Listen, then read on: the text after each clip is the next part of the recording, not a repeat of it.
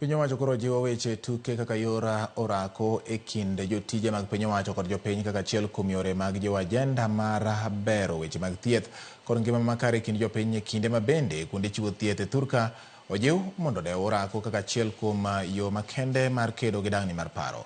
Kotwak e lap mar tuke ma Moi e boma ma Kisumu e kinde nyasi mar yango piem mar tuke kuonde tiegruok mag thieth mag medical kata Kenya Medical Training College e pachoka, jagoro mongirore e migawo mar thieth Mary Muthoni olero ni orako en achiel kuom yore ma nyalo tieko dang'ni mag paro kendo jiwo dak makare e kind oganda.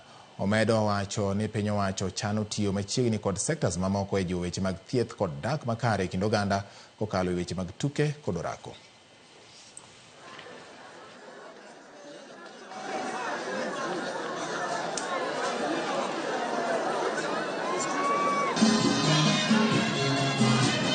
Physical exercise is one of the critical healer to many ailments, Therefore, we start from now. And you have seen myself, the chair, the county commissioner, my CEO here, Kelly.